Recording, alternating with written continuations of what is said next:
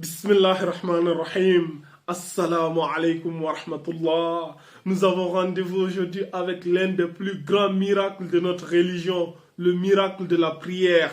Toujours avec notre docteur, médecin, cardiologue, nutritionniste, chef d'entreprise, Monsieur Frédéric Saltman. Il va nous parler de la prière.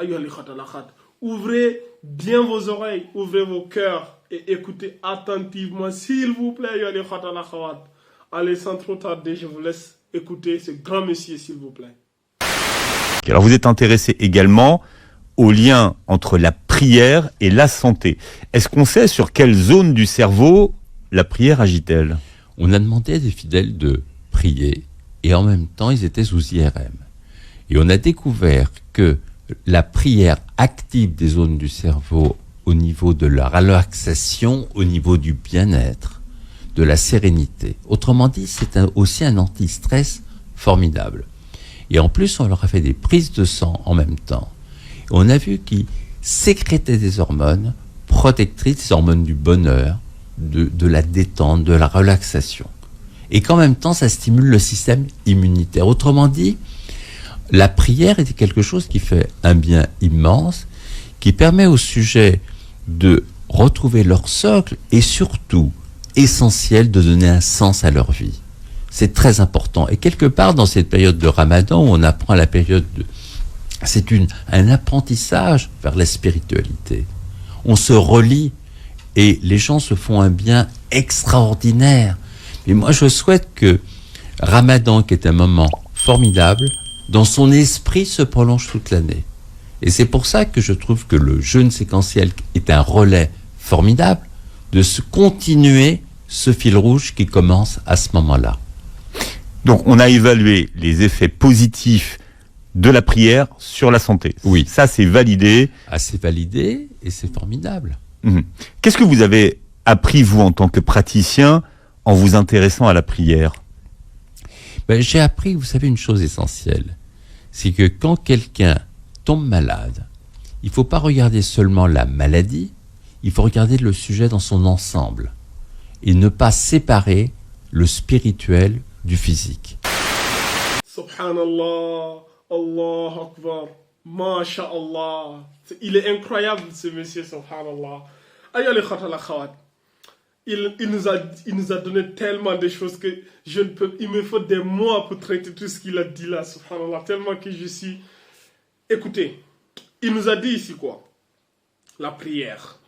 La prière, il nous donne ce qu'on appelle la relaxation, la détente, le bonheur, etc., etc., etc. Écoutez ce qu'Allah subhanahu wa ta'ala il nous dit à propos de la prière. Sourate 29, verset 45, Sourate Al-Ankabut, pour ceux qui veulent la référence. Allah nous dit « Inna salata tanha anil fahsha'i wal munkar » Allah nous dit la prière vous protège, vous préserve contre la turpitude et le blâmable. On voit bien là l'aspect protectrice de la prière. La prière, c'est un bouclier qui te protège, voilà, de beaucoup de choses. Et il nous dit ici que la prière, il vous protège, comment on appelle ça, il sécrète des hormones protectrices comme la dopamine, c'est-à-dire des hormones anti-stress, ça vous apaise. Qu'est-ce que le messager d'Allah sallallahu alayhi wa sallam, à son époque, qu'est-ce que le messager d'Allah sallallahu alayhi wa sallam, il disait à Bilal quand l'heure de la prière approchait? Il disait, oh Bilal, apaise-nous par la prière.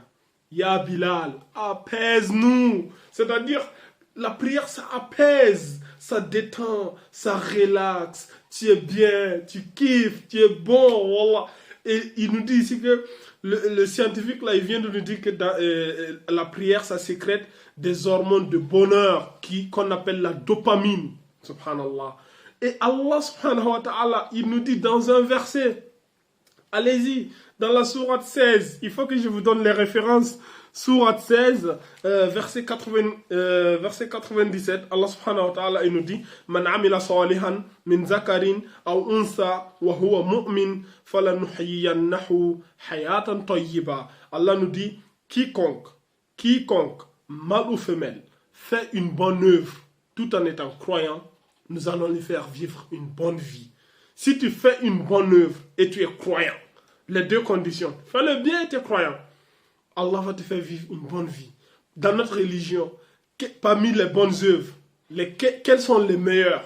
On sait tous que la prière, c'est la base de la religion. Le messager d'Allah sallallahu alayhi wa sallam nous dit, la prière, les musulmans, on les reconnaît à travers la prière. Ceux qui ont délaissé la prière, ils font partie des autres.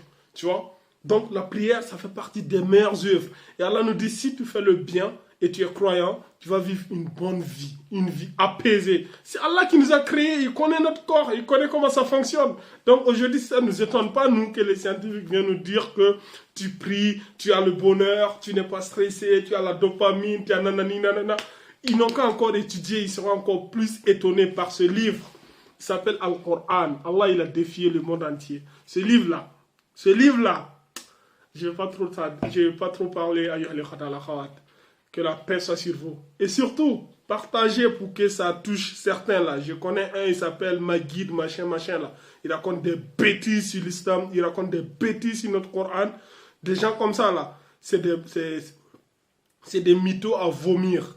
Donc, aujourd'hui, les vrais scientifiques viennent sur les plateaux télé et ils confirment que ce livre, Al-Qur'an, notre religion, c'est la vérité qui vient d'Allah subhanahu wa ta'ala.